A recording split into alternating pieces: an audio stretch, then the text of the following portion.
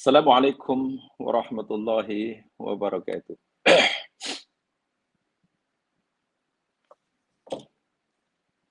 Alhamdulillah wa syukrulillah wa la hawla wa la quwata illa billah. Asyhadu an la ilaha illallah wahdahu la syarikalah wa asyhadu anna Muhammadan abduhu wa rasuluh. Allahumma salli ala Muhammad wa ala ali Muhammad. Assalamu alayka ya Rasulullah. Assalamu alayka ya Nabi Allah. Rabbi shrah li sadri wa yassir li amri wahlul 'uqdatam min lisani yafqahu qawli.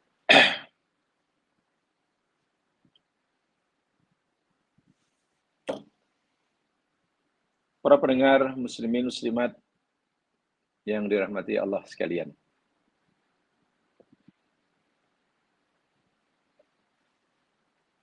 Didoakan mudah-mudahan semuanya dalam keadaan sehat walafiat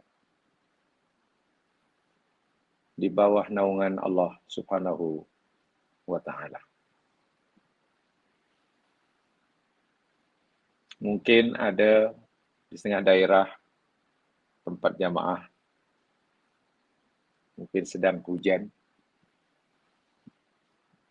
Tempat saya tinggal pun sedang hujan, agak lebat juga. Kita mohon pada Allah SWT agar hujan yang diturunkan ini benar-benar membawa rahmat dan kita dapat merasakan akan rahmat di sebalik turunnya hujan yang lebat tersebut. Amin ya rabbal alamin. Pagi hari ini insyaAllah kita akan teruskan siri kajian kita tentang tafakur ulul albab. Dan kita akan jelaskan semula ayat yang ke-19 muka surat 21. Ayat yang ke-19 muka surat 21. Yakni firman Allah Subhanahu wa taala yang dipetik daripada surah Al-Furqan ayat 61 dan 62. Coba lihat, buka bukunya yang ada buku. Lihat Qur'annya. Dan tolong, lagi sekali minta tolong sediakan nota. Mungkin ada perkara yang dirasakan perlu untuk dicatat dan direkodkan. Kerana kata orang Arab, pepatah Arab, al-ilmu syaidun wal kitabatu qaiduhu.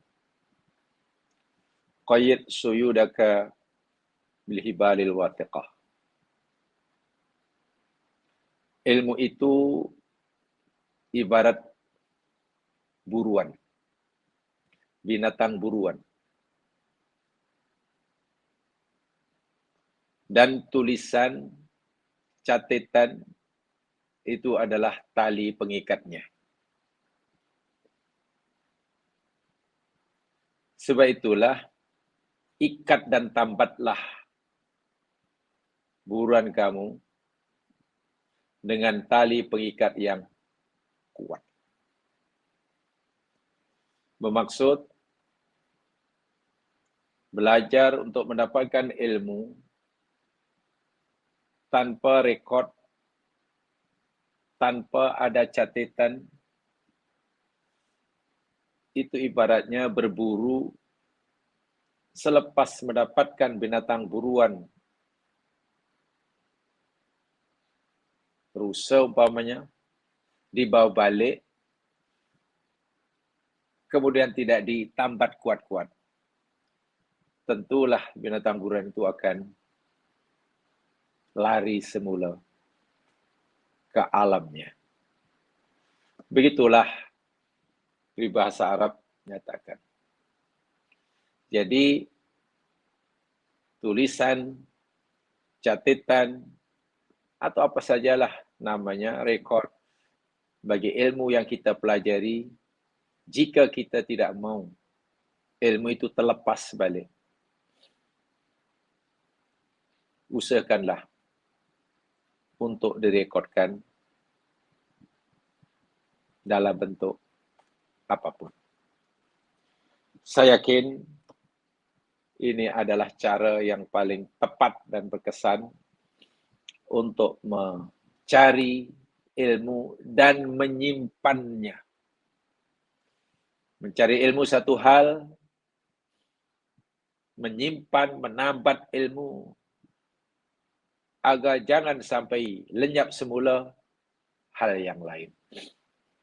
Mencari satu hal, menyimpannya, menambatnya hal yang lain. Mudah-mudahan menjadi perhatian bagi setiap kita. Bahkan terus terang, saya yakin semualah siapa yang menyampaikan pelajaran di mana saja, saya yakinlah pasti ada catatan. Dan terus terang, saya sendiri pun sebelum menyampaikan penjelasan satu ayat yang biasanya agak panjang, depan saya ini penuh dengan catatan, kutipan. Ya, sebetulnya samping catatan daripada maklumat-maklumat lama yang saya telah perolehi dahulu, juga tentunya ingin menambahkan penjelasan-penjelasan baru daripada pemahaman fikiran-fikiran baru yang kita kutip daripada ulama-ulama yang telah mendahului kita atau sarjana-sarjana Islam kini. Lebih-lebih lagi yang kita pelajari yakni ayat-ayat kauniyah. Ayat-ayat kauniyah. Tentu tidak mudah tanpa mempunyai walaupun sedikit ilmu tentang alam ciptaan Allah Subhanahu wa taala. Jamaah yang dirahmati Allah sekalian, minta maaf hari ini kelas kita akan berhenti awal, saya minta berhenti awal ya, karena ada sahabat baik yang baru kembali ke rahmatullah. Jadi saya ingin pergi takziah sebagai hak bagi seorang muslim bila meninggal. Ya, bila sakit kita ziarahi, bila meninggal kita takziah, bila minta nasihat kita nasihati, dan seterusnya, dan seterusnya. Jadi mungkin pukul 9 suku nanti kita akan berhenti insyaAllah. Jadi tidak lama. Baik, saya coba memanfaatkan masa yang tidak seberapa ini, 1 jam ini, untuk menyambung penjelasan kita tentang ayat yang ke-19, muka surat 21, atau yang tidak ada bukunya, saya ulangi, surah Al-Furqan, ayat 61 dan 62.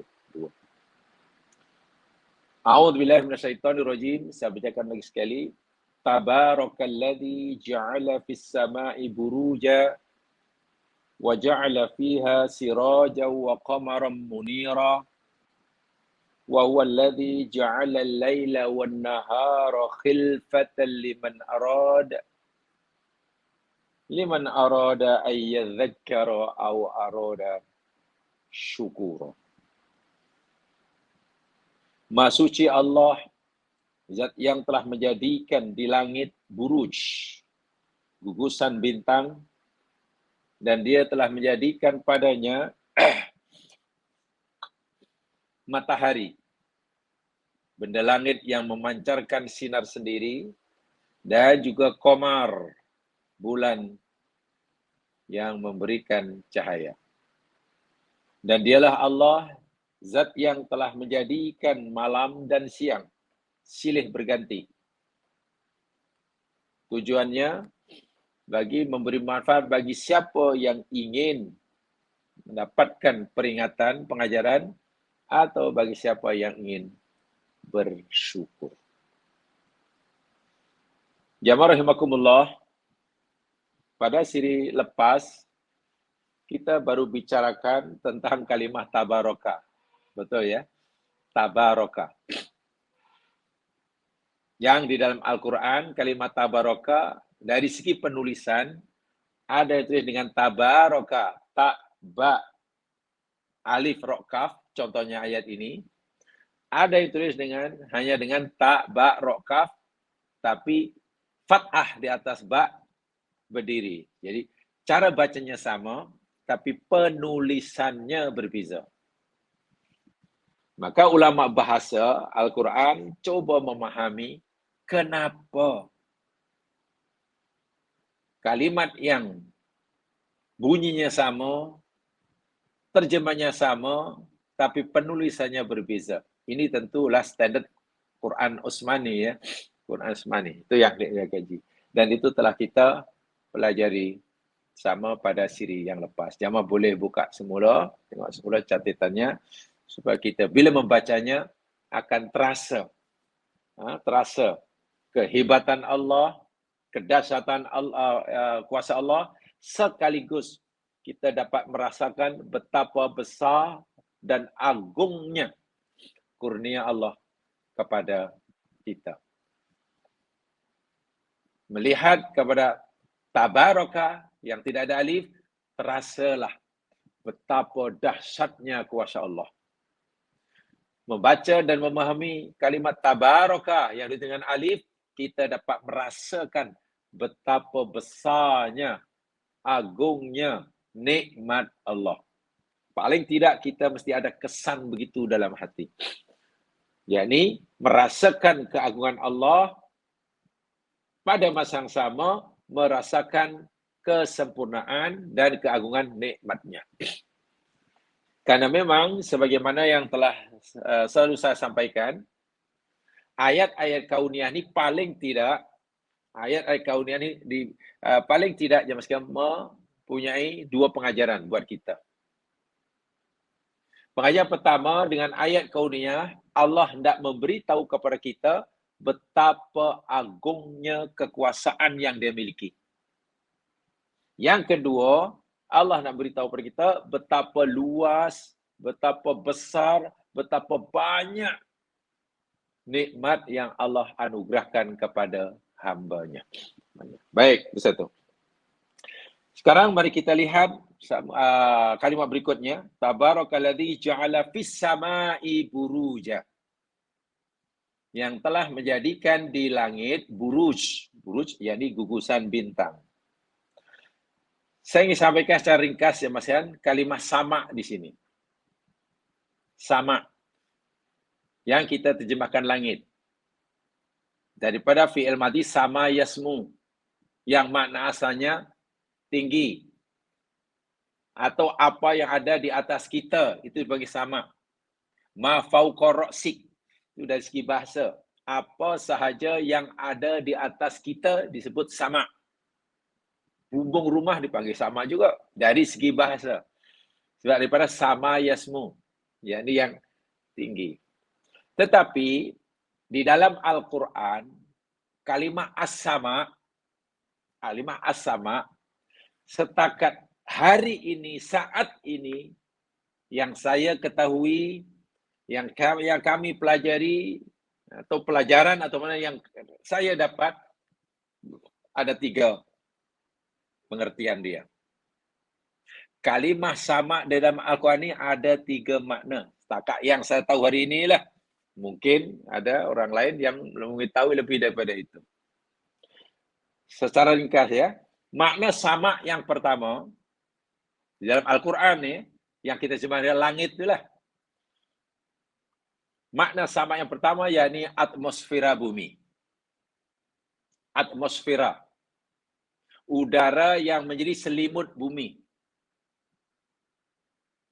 yang semuanya ada 7 lapis langit, yang ada 7 lapis itu. Mulai daripada troposfera hinggalah magnetosfera itu, ada ionosfera dan seterusnya, dan seterusnya. Ada 7. Ini sama makna pertama. Yang tidak setebal mana. Karena tak sampailah mencecah ke planet yang jauh, tak ada. Yang fungsinya Allah telah jelaskan di dalam surah At-Tariq, was-sama'i datil raj. Demi langit yang mempunyai peranan raj'un, mengembalikan, recycle. Apa yang datang daripada bumi naik ke atas oleh lapisan atmosfera dikembalikan ke bawah. Contohnya hujan. Ada yang datang yang turun dari atas ke bawah nak menghantam kita karena amat bahaya bila sempat sampai di kita tempat kita, lalu oleh samak bagian itu dikembalikan ke atas semula. Ya, contohnya sinar matahari, gelombang matahari yang sangat bahaya yang menuju ke bumi dipantulkan semula ke atas. Ini namanya raj'un. Contohnya ya ini oleh lapisan ozonosfera kita. Lapisan ozon itu tugasnya. Nah, ini atmosfera. Sama dengan atmosfera. Dan itu banyak sekali dalam Al-Quran dalilnya. Contohnya dalam surah Al-Baqarah ayat 22. Itu termasuk ayat yang pertama berkaitan dengan ini. Al-Baqarah ayat 22. Di sana Allah Subhanahu wa taala berfirman, "A'udzubillahi minasyaitonir rajim. Alladzi ja'ala lakumul arda firasya."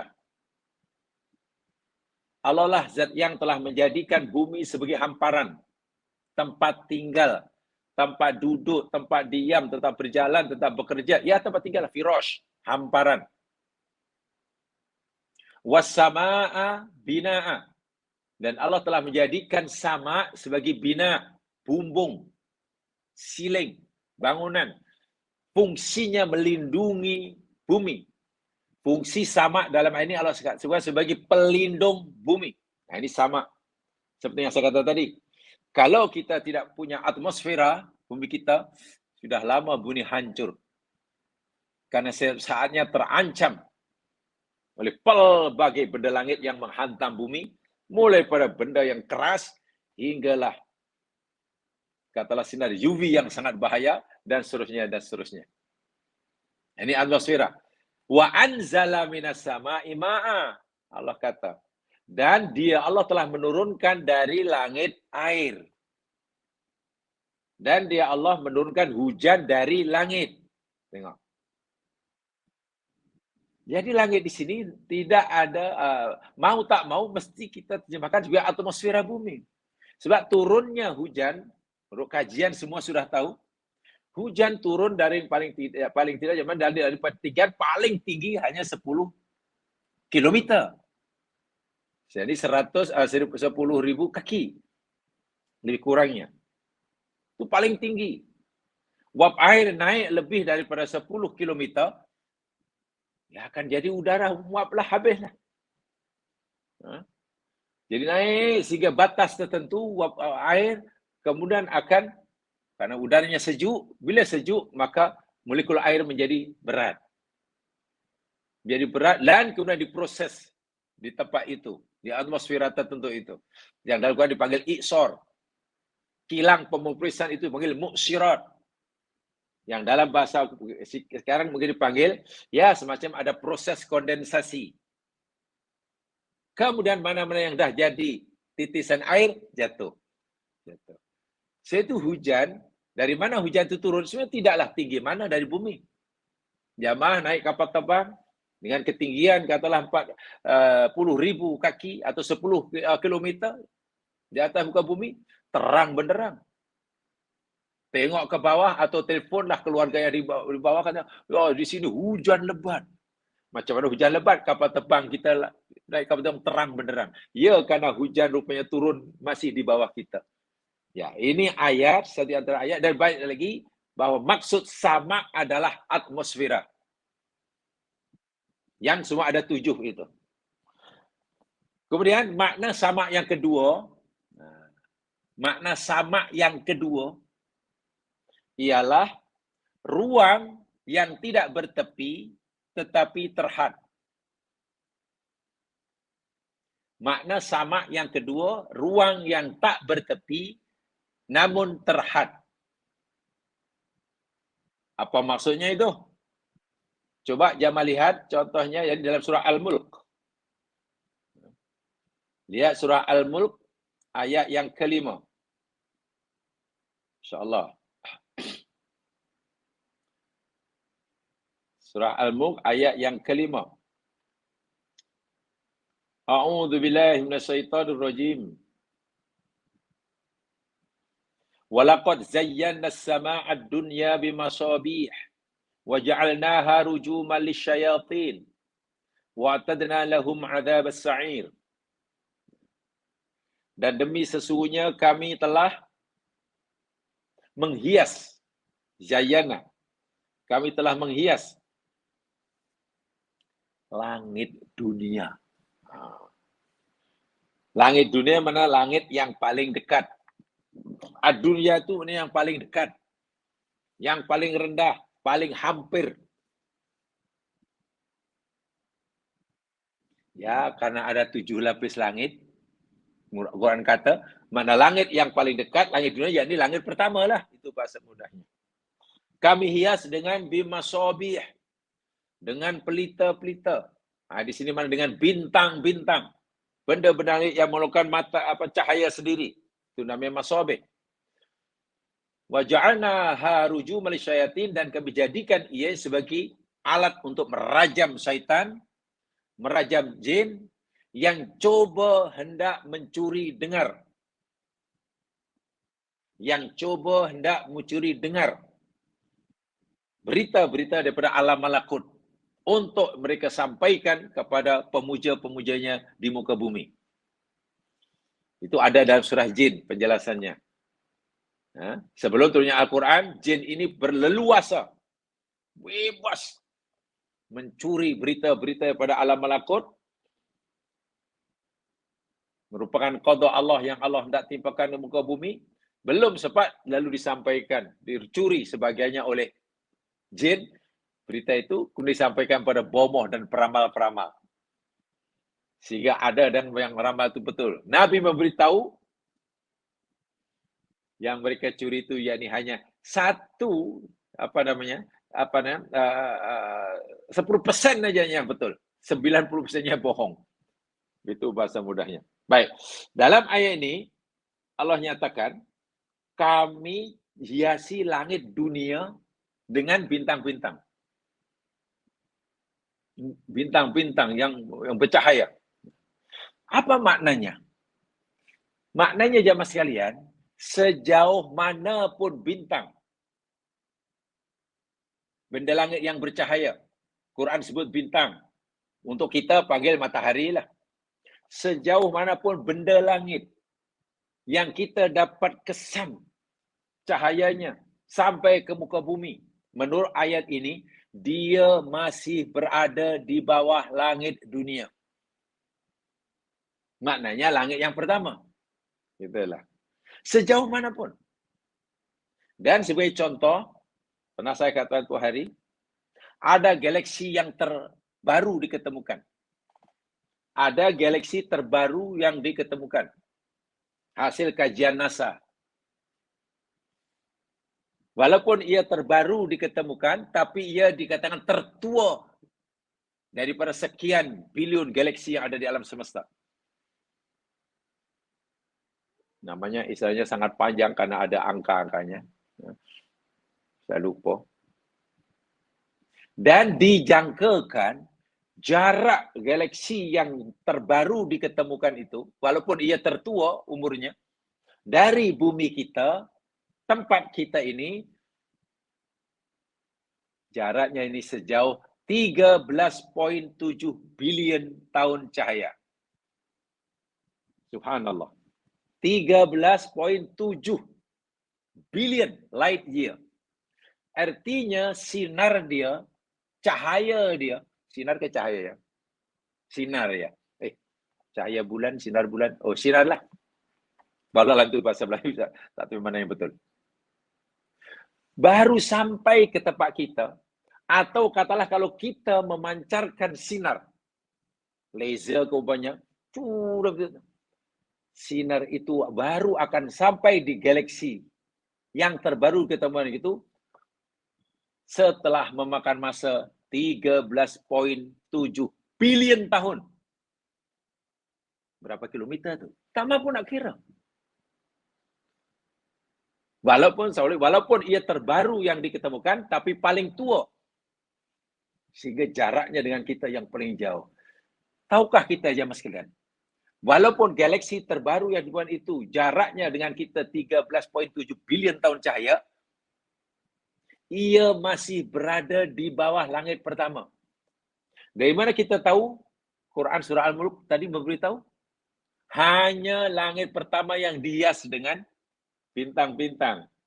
Maknanya, sejauh manapun letak bintang yang dapat kita kesan, ia masih berada di pertama. Makna langit kedua, ketiga, keempat, ketujuh, yang dahulu Nabi telah pergi dalam peristiwa Mi'raj, tak adalah bintang-bintang.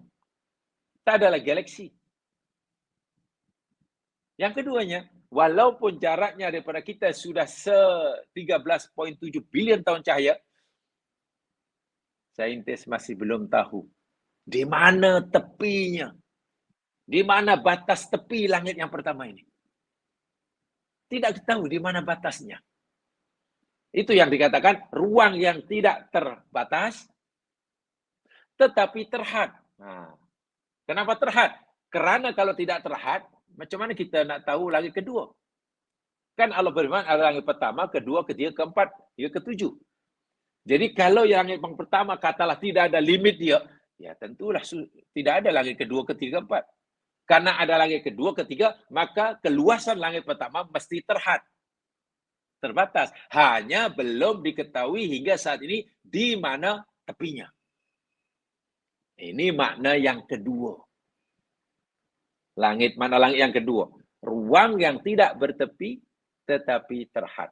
Dan ayat yang kita pelajari ini, surah Al-Furqan ini, cerita tentang langit yang pertama itu. Langit yang dengan pengertian yang kedua ini. Jadi langit pertama. Kerana Allah kata, kami jadikan buruj dalamnya. Buruj itu gugusan bintang. Sebab itu sejauh manapun galaksi yang kita ketahui, ia masih berada di langit yang pertama. Ya? Nah, dan langit yang ketiga, pengertian langit yang ketiga, yakni langit yang kita tidak tahu, kita wajib percaya sahaja, yakni yang langit yang dahulu Nabi telah jelajahi dalam peristiwa Mi'raj. Pertama, kedua, ketiga, keempat, dan masing-masing ada penjaga, ada pintu itulah. Setiap masuk aja ditanya, Nabi dibuka pintu hingga ke langit itu, hingga Sidratul Muntaha. Nah, itu sudah alam gaib bagi kita. Kita hanya perlu iman, yakin, kerana tentulah sains tidak mampu memahaminya, tidak mampu mengkajinya, tidak mampu buat kajian dan penelitian riset. Tidak mungkin. Karena tidak mungkin. Kenapa tidak mungkin? Ya, kata guru saya dahulu, karena langit-langit yang kedua, 3, 4, 5, 7 itu sudah berbeza dimensi dengan kita. Langit pertama, di mana kita tinggal, yakni berdimensi 3. Hingga ke atas ada 4, 5, 6, 7, 9, hinggalah dipercayai sampai berdimensi 11. Dan itu tidak mungkin kita mengetahuinya. Kita hanya wajib yakin. Yang Allah suruh fikir. Yang Allah suruh gunakan kita fikir untuk tafakur, yakni langit pengertian pertama, atmosfera bumi, di mana berlakunya hujan itulah. Datir roj'i itu. Dalam surah Al-Tariq. Dan langit dalam pengertian yang kedua. Ruang yang luas, yang berisikan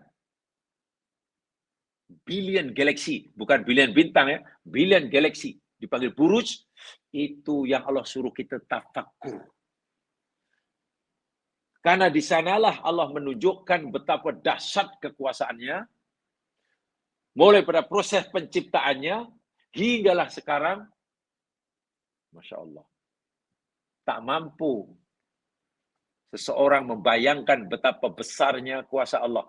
Jangankan nak bayangkan betapa besarnya kuasa Allah, nak membayangkan keluasan langit pertama pun tak mampu. Adapun langit dalam yang ketiga, tempat dahulu Nabi Adam dijumpai, Nabi Musa dijumpai dahulu, Nabi Ibrahim. Itu kita yakin. Itu akal, fikiran tak diberi kemampuan oleh Allah untuk memikirkannya. Allah pun tidak membebani kita untuk memeras fikir kita, kemampuan berfikir kita untuk tidak. Yang itu sudah amantu billah. Amantu billah. Kenapa saya katakan yang dihias hanya langit pertama? Tadi dijelaskan dalam surah Al-Mulk tadi ya. Dan juga dijelaskan langit kedua, ketiga, keempat hingga tujuh ada bintang tu macam mana kita tahu? Lihat surah Fussilat. Lihat Fussilat ayat yang ke-12. Coba lihat. Fussilat ayat 12.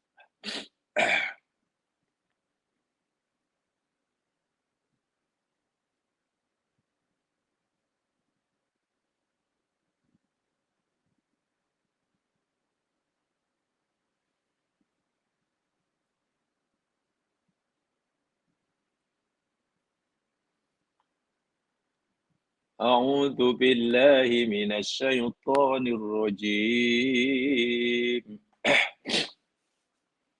Faqadahunna sab'a samawatin fi yawmain. Wa auha fi kulli sama'in amraha. Wa zayyana as-samaa'a ad-dunya bimasabiha wa hifza. Dzalika taqdirul azizil alim. Faqadahunna, lalu Allah Subhanahu wa taala menetapkan hunna mereka ini merujuk kepada ini ayat ini cerita tentang penciptaan langit ya. Semasa Allah menciptakan langit, bahkan sebelum pun Allah menciptakan langit, Allah telah tetapkan jumlahnya ada sab'a samawat, ada 7 lapis langit. Sebelum Allah memulakan ciptaan langit, Allah sudah tetapkan dalam ilmunya nanti yang jumlah langit yang aku cipta ada 7. Allah sendiri yang kata. Dan masa yang Allah menciptakan 7 itu fi yaumain, dalam 2 hari atau 2 fasa atau 2 period. Apa maksudnya? Itu ada kajian tersendiri. So ayat ini tentu bukan hanya perlu diimani. Ini perlu dikaji. Ini betul-betul merangsang kita untuk berfikir. Ayat seperti inilah yang saya katakan tadi.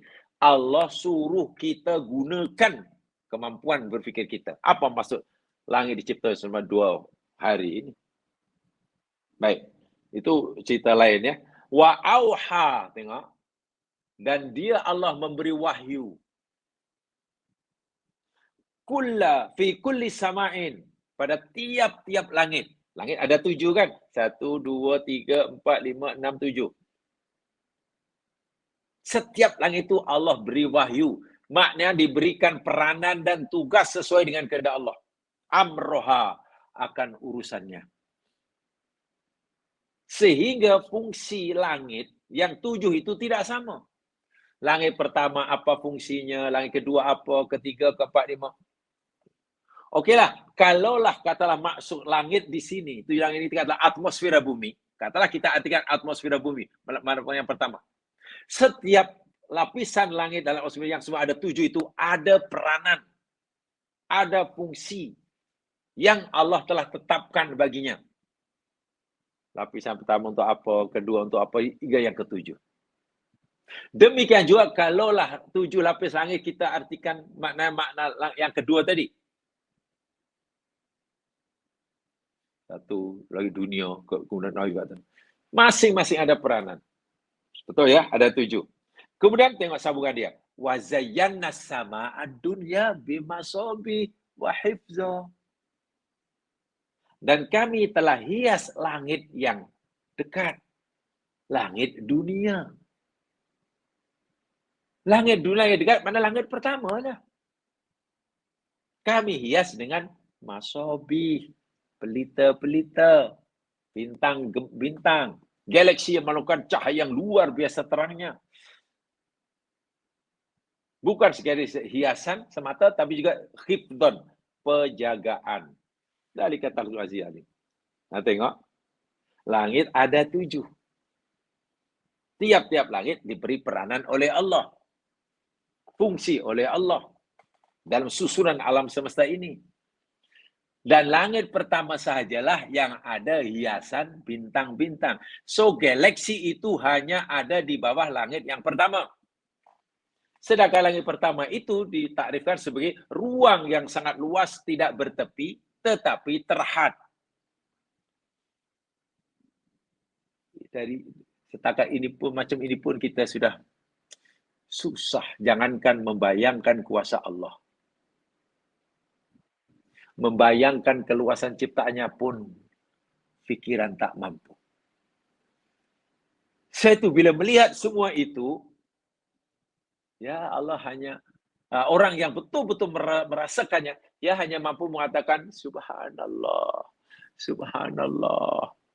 Ma khalaqta hadza batilan subhanak. Kan itu yang telah kita pelajari. Dia tak akan mampu lebih daripada itu, melainkan hanya subhanak, subhanak. Ma khalaqta hadza batilan. Itulah kesannya. Dia meyakini adanya sesuatu yang maha dahsyat, tetapi akal sudah tidak mampu nak memikirkannya. Gimana coba?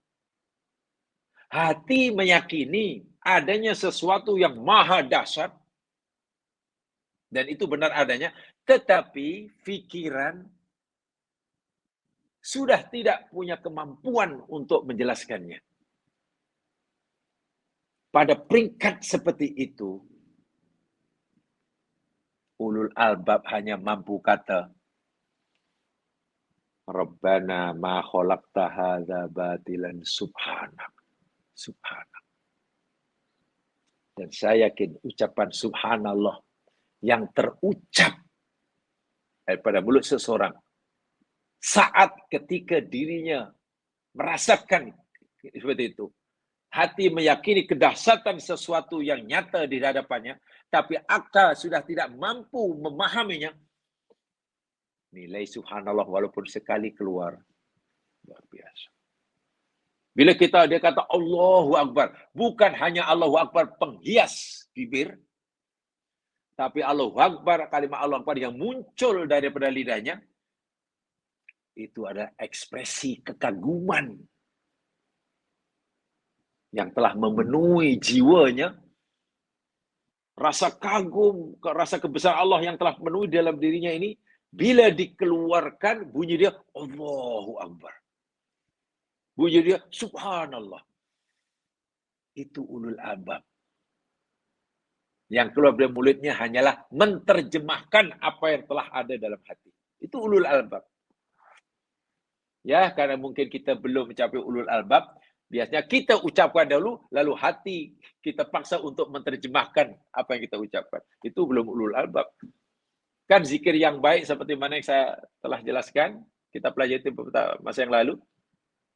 Al-qalbu yutarjimul lisan. Mutarjimul lisan. Hati apa yang baik bukannya al-qalbu mutarjimul lisan, bukan hati menterjemahkan apa yang diucapkan oleh lidah, tapi al-lisan mutarjimul qalbi, menterjemahkan apa yang dalam hati. Itulah zikir yang sebenar, zikir yang baik. Dan itu zikirnya ulul albab. Lidah menterjemahkan apa yang dalam. Orang yang sangat gembira, sungguh gembira. Coba disuruh ceritakan. Coba macam mana, tolong ceritakan perasaan gembira sekarang. Oh, susah loh, saya tak ada kata yang boleh menggambarkan kepada saya. Kan pas lidahnya jadi bisu. Mulutnya jadi bisu. Terlalu gembira, tak mampu nak diutarakan. Atau orang yang sedih, teraniaya, menderita, tersisihkan. Memenuhi jiwanya. Lalu dia, tolong Cik ceritakan seberapa berat sebenarnya bebanan yang Cik rasakan ini, kesedihan. Oh, tak boleh. Hanya menangis dan terus menangis. Sepatah kata pun tak. Tengok, sampai tak terucapkan. Bila kesedihan itu terlalu berat, tak terucapkan. Bila kegembiraan itu terlalu berat, itu baru rasa sedih dan gembira. Yang puncanya ini masalah dunia. Sekarang macam mana kalau hati sudah merasakan kebesaran Allah? Diisi oleh rasa kekagumannya kepada Allah. Mampu dia ucapkan? Tak mampu. Tiba-tiba lidah jadi bisu. Kalaupun mampu sekali keluar, meluncur keluar ucapan Subhanallah, Allahu Akbar. Mungkin hanya sekali dua, tapi nilai Subhanallah, nilai Alhamdulillah, nilai Allah baru sekali, itu luar biasa. Karena betul-betul itu ekspresi kekaguman yang ada dalam hati. Nah ini ya, jadi ayat Fussilat ayat 12 itu jelas sekali. Ada 7 lapis langit, dan hanya langit pertama yang dihias dengan buruj. Jadi, yang kita pelajari dalam ayat ini, surah Al-Furqan ini jamaah sekalian, sama dalam pengertian nomor 2 itu. Bukan sama dalam pengertian atmosfera, dan juga bukan sama dalam pengertian langit yang dahulu Nabi pernah jelajahi itulah, yang ada pitu-pitu, ada penjaga yang jumpa Nabi Musa, bukan. Yang nomor 2 saja. Kenapa? Karena langit dalam pengertian yang pertama dan yang kedua sahajalah yang Allah beri kita kemampuan untuk tafakur. Tentulah memahami makna langit dalam pengertian nomor 2 tentulah lebih susah. Tentu lebih bersungguh-sungguh jika kita mau faham. Berbanding kita mempelajari sama dalam pengertian pertama, atmosfera. Kan maksudnya dekat dengan kita. Yang ini, Masya Allah, tak tahu di mana tempatnya. Baik, itu makna sama. Paham ya? Dari sini pun saya katakan tadi, syaratnya kita fahami betul. Saya ulangi, jangankan nak membayangkan kehebatan, kebesaran kuasa Allah. Nak membayangkan keluasan ciptaannya pun kita tak mampu. Kita hanya kata subhanallah, masyaallah, subhanallah, subhanallah. Meyakini kebenaran, kewujudan sesuatu, tetapi akal tak mampu nak memwujudkannya. Cara yang paling mudah, cara yang paling betul, Allahu Akbar. Ma khalaqta hadza batila. Gitu ya. Lainlah kalau kita meyakini adanya sesuatu dan kita mampu memikirkannya, mengkajinya. Itu lain cerita. Itu lain cerita. Kenapa pokok ini boleh mati? Saya yakin mati. Ya hati yakinlah sebab dah. Mata melihat dan hati, oh yakin dia mati. Lalu kita cari apa punca pokok ini mati. Itu insya Allah akal mampu memahaminya. Mampu memahaminya. Tapi coba kalau kita yakini kewujudan dia, tapi akal tak mampu memahaminya. Ya, sikap orang ulama hanya subhanallah. Subhanallah. Kenapa? Ulama ini sedar betul. Pikiran yang Allah anugerahkan ini, kemampuan untuk memahami sesuatu amat-amat terhad. Sebab itu kalau orang hanya sembah otak, menyembah otak, golongan-golongan rasionalis kan menyembah rasio. Golongan-golongan rasionalis. Itu yang didewakan adalah akalnya. Apa yang akal mampu fahami, dia percaya. Kalau tidak, tak percaya. Wah, itu bahaya sekali. Baik. Itu kalimah sama. Yang berikutnya yakni kalimah buruj. Kita tafakur.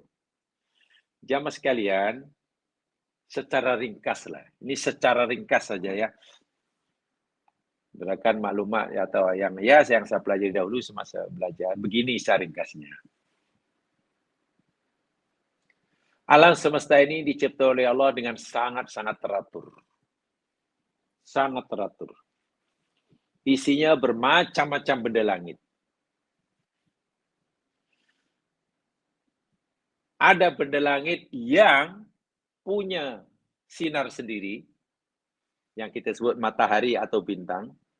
Ada benda langit yang tidak mempunyai cahaya sendiri, hanya memantulkan sinar yang datang padanya, namanya planet.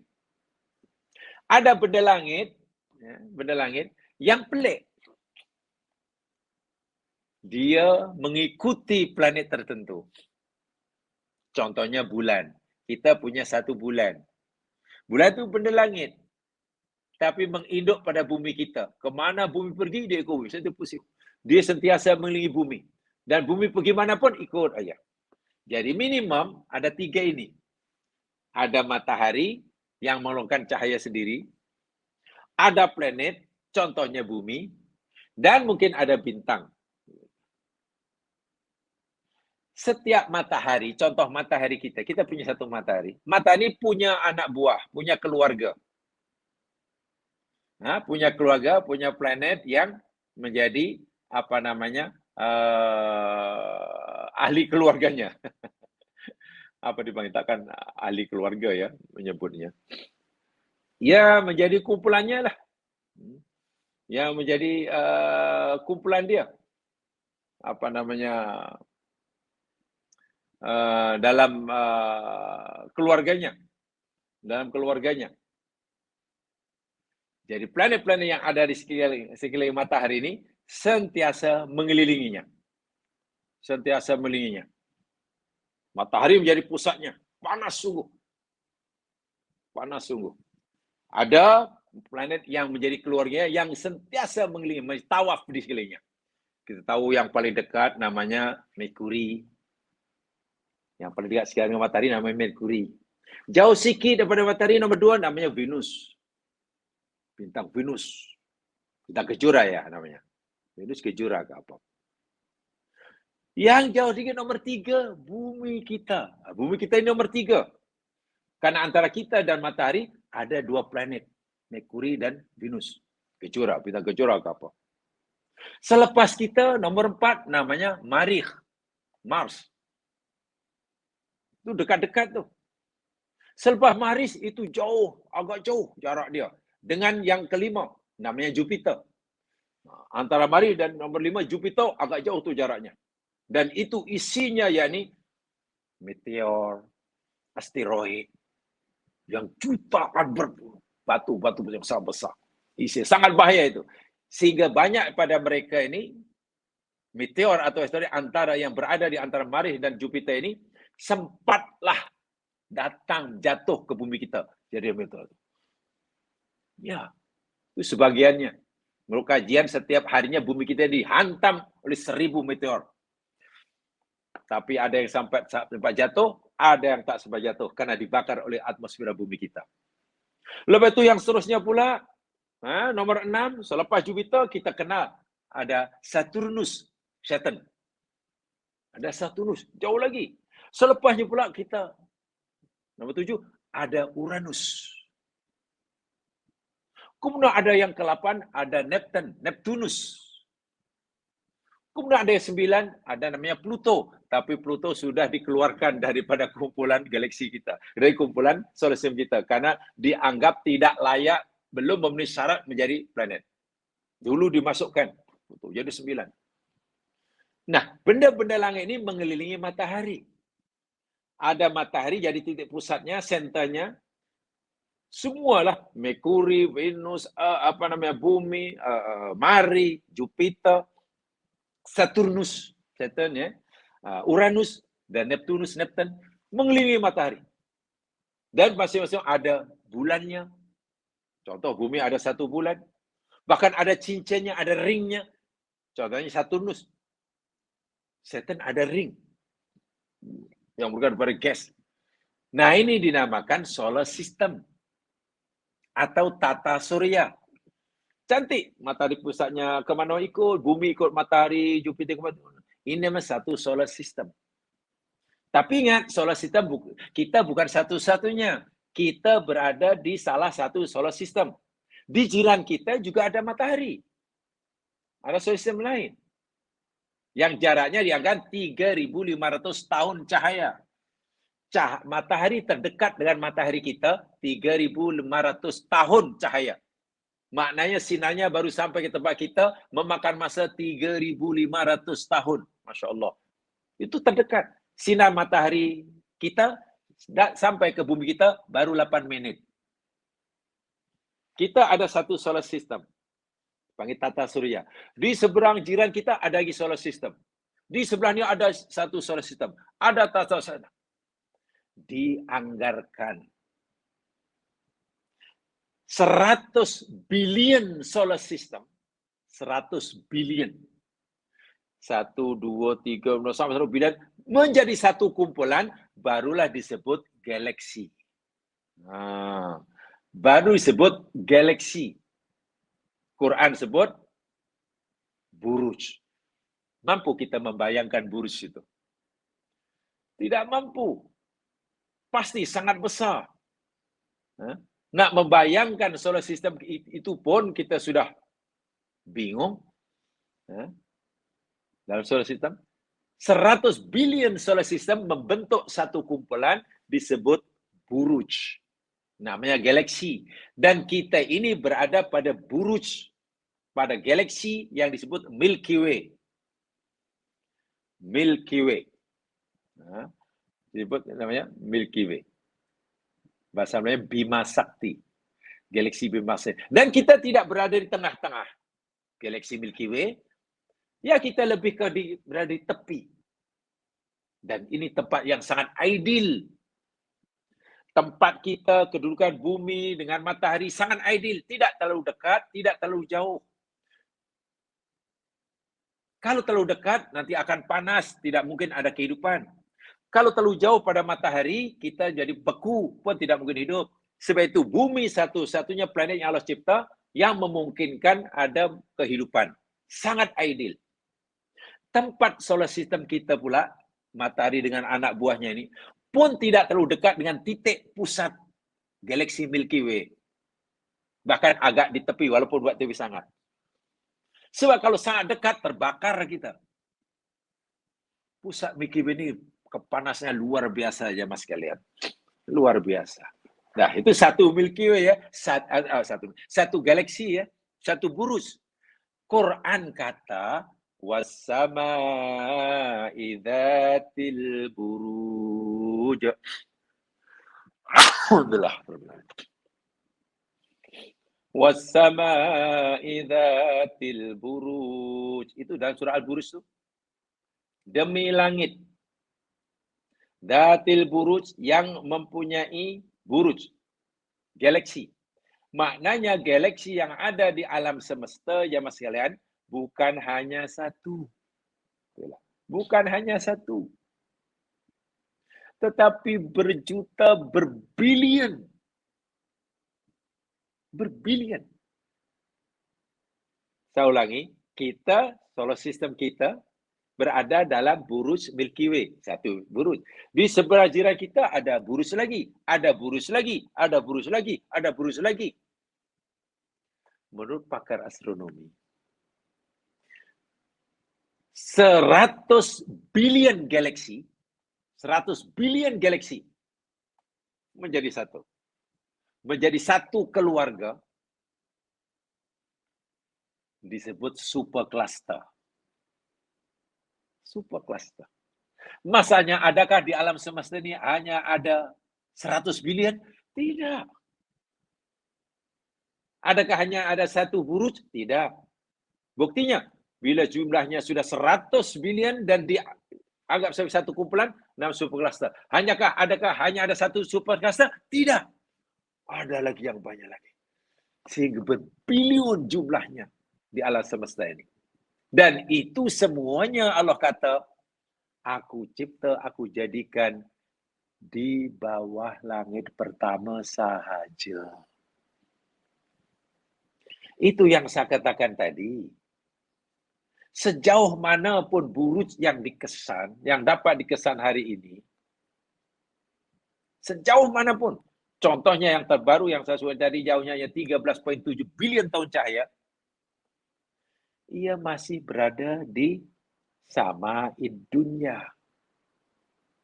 Samain dunia. Walau sudah jauh. Sehingga langit yang pertama itu belum diketahui di mana tepinya. Kalau ada tepi, di mana tepinya? Sehingga didefinisikan langit ruang yang tidak bertepi, tetapi terhad. Terhad karena Allah kata ada langit kedua, ada langit ketiga, dan keempat. Itulah buruj, jemaah sekalian.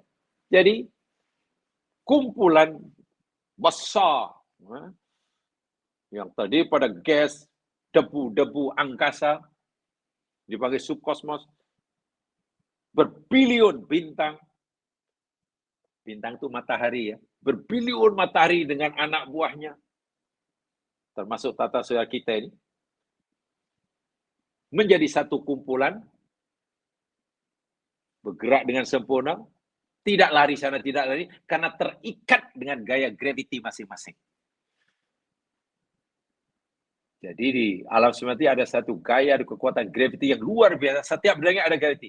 Nah, gravity itulah yang mengikat mereka menjadi satu kumpulan, teratur berganya, kemana-mana pergi sama gerak sama. Jadi alam ini ada tali pengikatnya. Tenaga pengikatnya nama gravity. Gravity bukan hanya di bumi saja. Alam semesta itu diikat dengan gravity. Yang sifatnya menarik. Sementara alam juga ada tenaga yang menolak. Yang hingga sekarang belum diketemukan. Mereka masih bingung apa namanya. Kata mereka, tenaga yang menolak sehingga alam benda semakin berjauhan, makin jauh, makin jauh, makin jauh. Mereka tak tahu itu energi apa. Mereka meyakini kewujudannya, tapi belum dapat menjelaskannya. Istilah mereka dark energy. Dark energy itu macam nak dijelaskan. Nama pun dark energy. Energi gelap. Energi gelap macam mana menjelaskan? Jadi fungsinya yakni menolak. Sehingga antara satu planet, satu galaksi dengan galaksi yang lain berjauhan. Sehingga langit sekarang mengebang, tengok, sampai 13,7 bilion. Wah, dahulu alam semesta jadi satu, kata Allah SWT dalam surah Al-Anbiya. Macam mana sekarang sudah berjauhan? Ya, karena ada tenaga yang menolaknya. Yang mereka tidak ketahui macam mana tuh, dari mana sumbernya. Ya, karena bingung,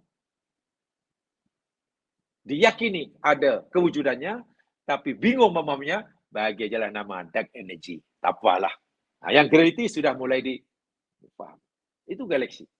So, galaksi ada kumpulan atau gugusan bintang-bintang yang terdapat dalam alam semesta. Yang salah satunya yakni Milky Way kita inilah. Bima Sakti dipanggil ya kalau bahasa Melayunya. Yang menempatkan ya kita, sistem kita, bumi kita, semualah. Yang kemungkinan jemaah sekalian, ya, berbicara berbilion galaksi yang ada di alam semesta. Bukan satu, berbilion. Ada yang saintis mengagakkan 200 bilion. Yang diketahui lah. Yang tak diketahui, walau karena mereka meyakini masih terlalu banyak. Kemungkinan sangat besar kewujudan galaksi di alam semesta yang belum diketahui hari ini.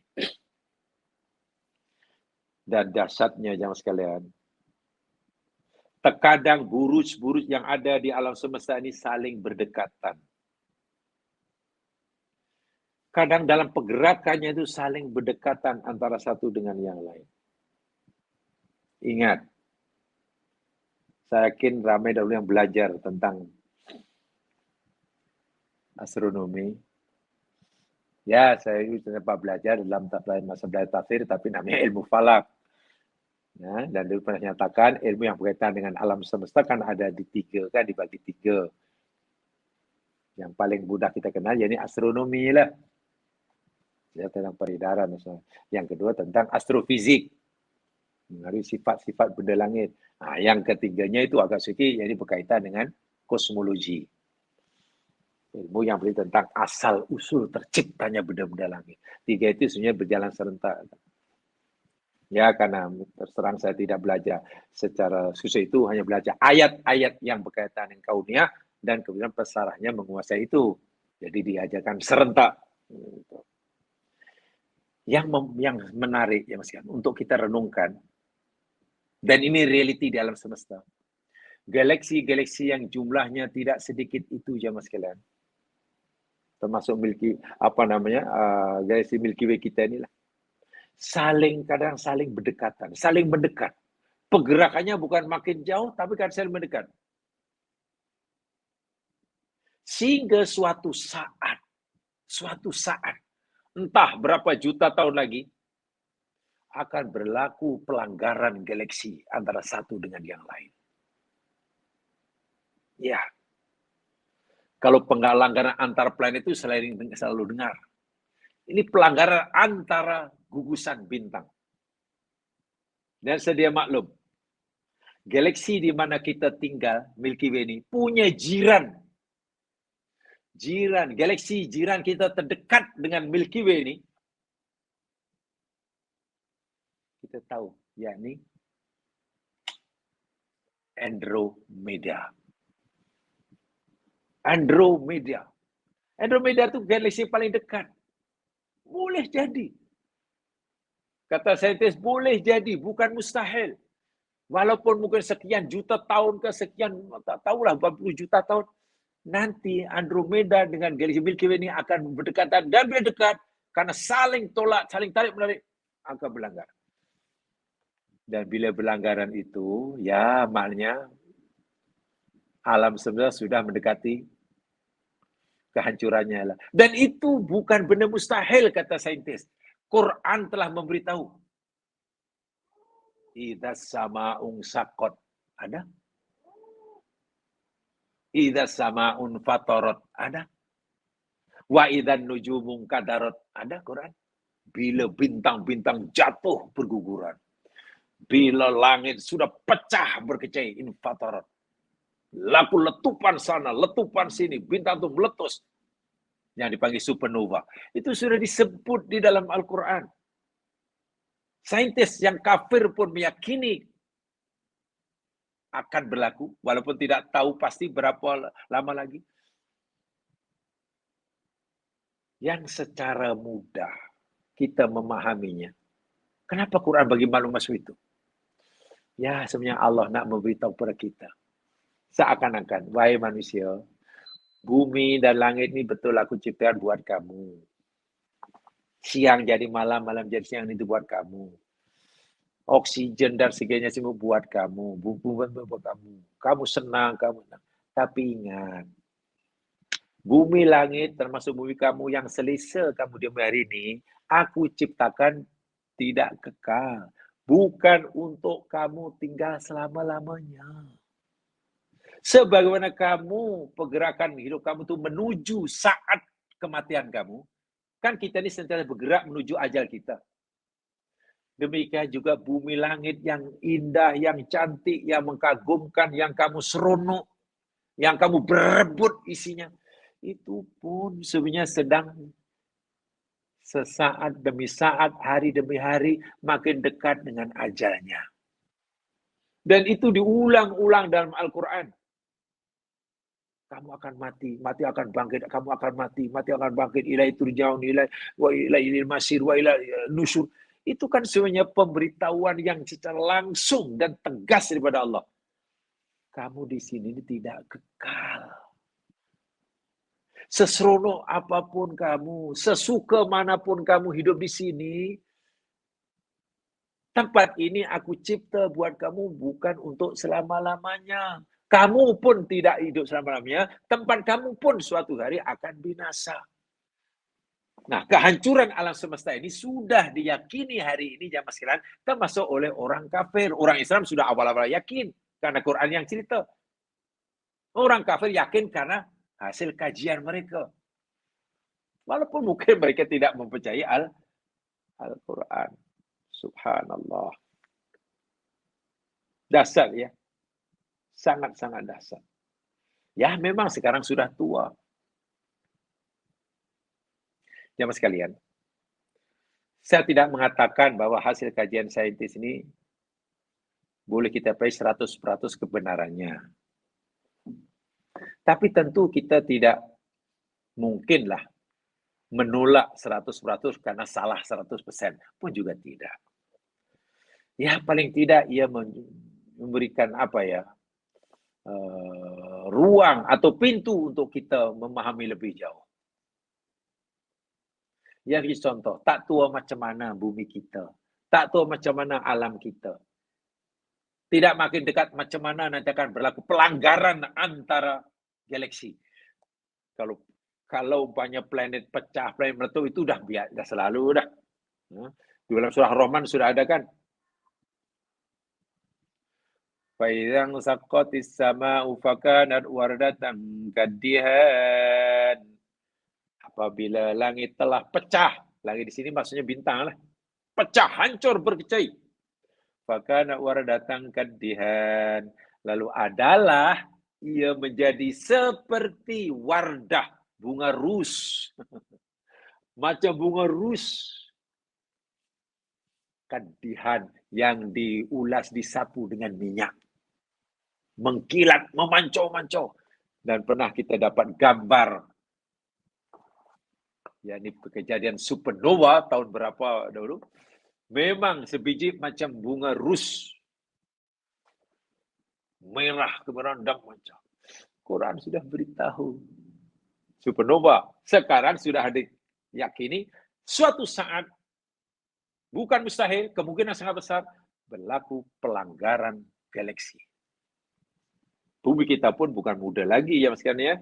Bumi kita tinggal ini bukan muda lagi, sudah tua. Umur bumi dijangkakan mulai daripada mula tercipta layak dihuni hingga sekarang umurnya sudah 5 bilion tahun. Bukan 5 juta, 5 bilion tahun. Karena bumi terwujud seperti ini, yakni selepas 8 bilion tahun selepas berlaku The Big Bang. Itu Masya Allah. Itu Masya Allah, itu luar biasa itu jemaah sekalian ya. Ini galaksi yang Masya Allah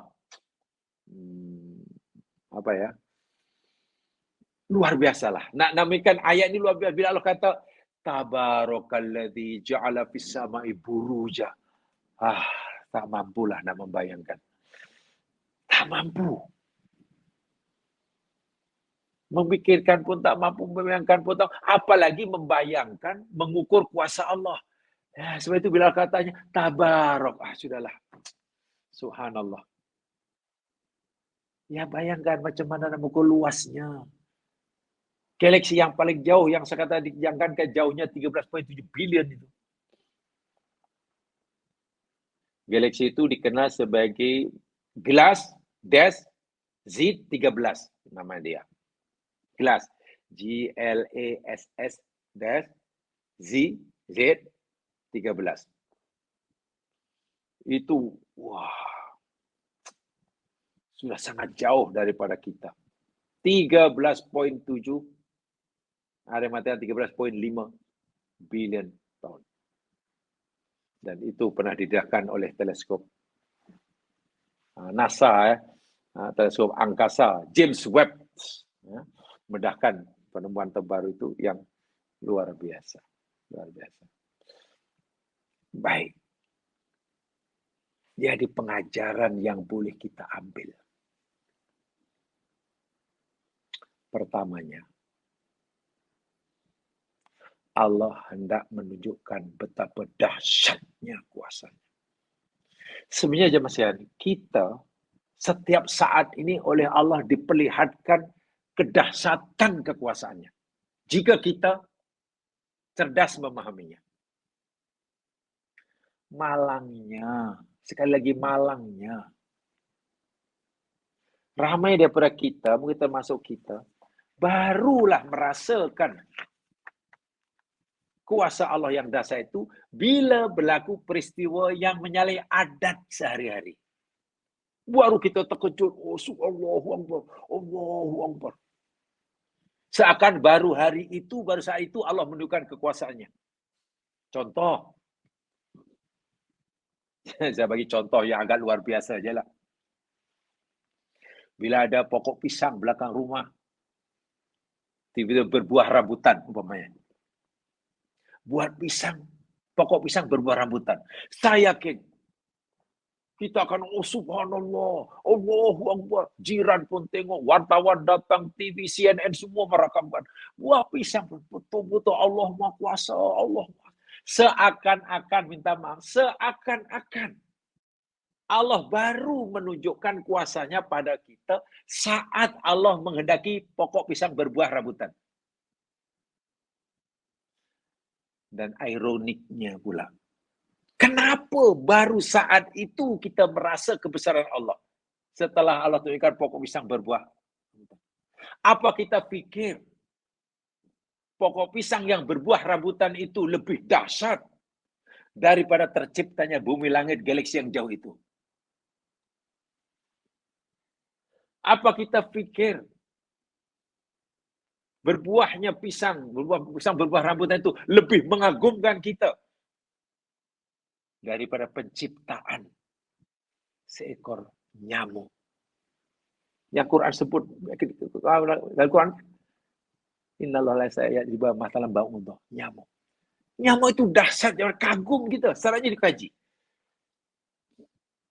Sekecil itu ada mata, ada telinga, ada perut, ada nafsu, ada otak. Minta maaf, boleh cari pasangan, berhubungan kelamin pula tu. Seberapa besar alat kelaminnya. Allahu Akbar. Boleh rehat. Lalu mungkin ada kuman, lalu sebesar apa kumannya? Contoh, kalau ahli lukis katalah, orang yang pandai buat lukisan atau, minta maaf ini bukan cerita hukum hakam ya, cerita contoh ini. Katalah ada seorang pelukis yang hebat, atau seorang pemahat buat patung, orang hebat, pergilah ke Bali sana, pandai orang buat patung. Lalu jamaah pesan katalah, tuan, cik, bapak, saya tolong buatkan patung gajah yang sebesar gajah. Yang kalau kita dah siap nanti tengok macam gajah hidup. Saya ingat orang Bali, boleh, senang saja Pak, saya akan buatkan sekian bulan nanti siap. Karena dia pandai buat patung gajah sebesar gajah dan macam gajah, hanya tak boleh hidup. Mereka sanggup.